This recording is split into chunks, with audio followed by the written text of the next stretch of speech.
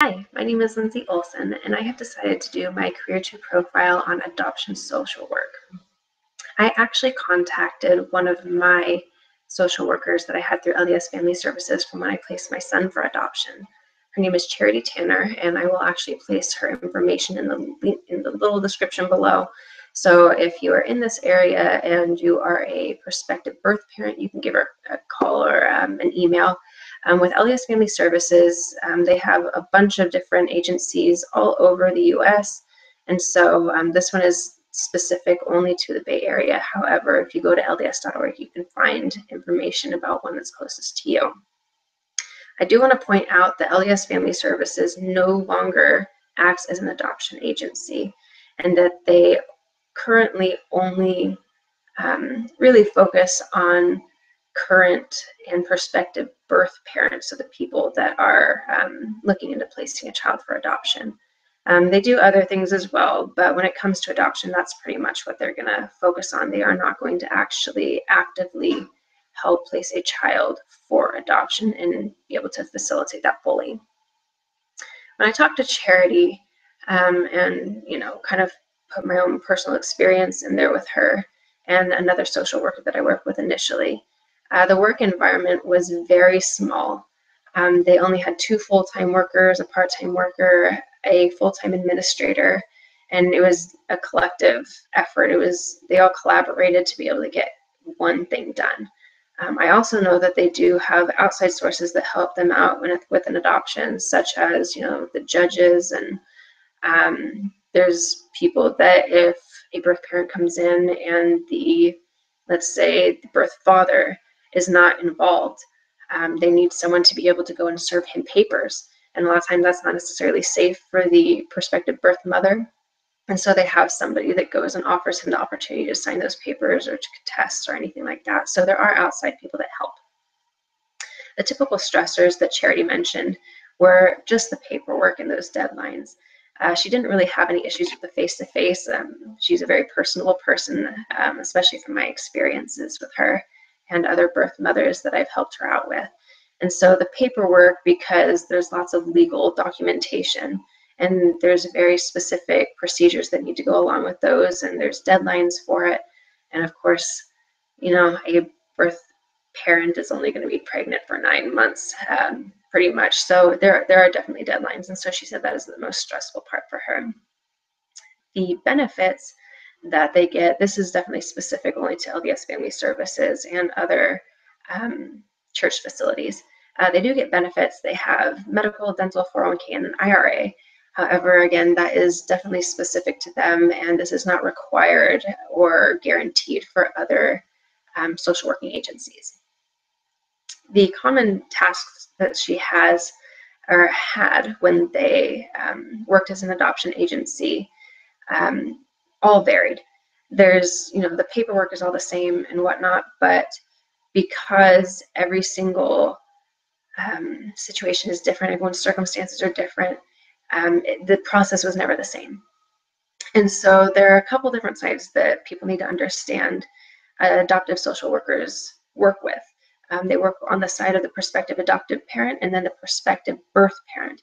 And then eventually when, a match is found, they help them work together. So for a prospective adoptive couple or a prospective adoptive family, the ones that are looking to adopt, there's things that they need to do, like interviews, with individual family members and collaboratively. They need to do foster care paperwork, fingerprinting, home study. They have to be asked a plethora of questions, and they have to make sure, at least for LDS Family Services, they had to make sure that the adoptive couple were things like a current temple recommend holder. They had to make sure that their finances were okay to include another individual into their family.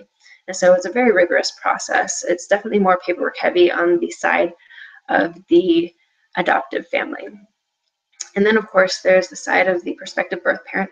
And so that definitely gets more into clinical and therapeutic, because a lot of times when a person decides that they want to place their child for adoption, it can be a very traumatic experience.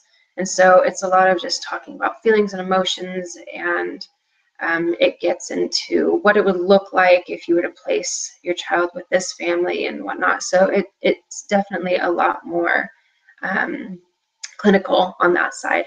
But of course, there is paperwork because you are legally signing away the right to parent your child. And of course, once a prospective birth mother decides, oh, I like this adoptive family, I want to get to know them a little better, the social worker will help facilitate the initial contact.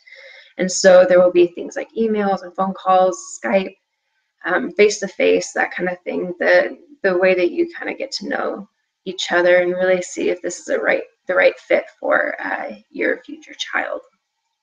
And so there really is a lot that goes into it, and there's always more paperwork. It's very extensive, and it does have to be done very precisely because this is a legal, I don't want to say transaction, but this is a legal event. This is something that cannot be revoked because of this paperwork. And so it takes a lot of time, takes a lot of effort, but that's kind of what the job is as a social worker, that you need to make sure that this stuff is done correctly. The educational requirements for this really vary by state, but according to Charity, she was in a very different situation. She was technically a marriage and family therapist, but received special permissions to be able to act as a social worker because of some experience that she's had and whatnot, but she did say that a master's degree was required. I looked a little bit more up online, and I did find that depending on the state and depending on which agency, you may only need a bachelor's degree, but master's, of course, is always preferred and usually is accompanied by a bit more experience. And so, it might be a little bit better to get the master's just because that would secure a better opportunity for you. In California, because Charity was very specific about everything was just in California, and because of her situation, she said that the salary ranges vary too much and she didn't feel comfortable just giving me that number. So I looked it up online. I just looked up a website called salary.genius.com, and I found that in my town specifically, the starting rate is about $63,000 all the way up to about $90,000. So I looked at a few other places, and this was definitely high, but in California, everything is more expensive, therefore people get paid more. So it varies very much throughout different states.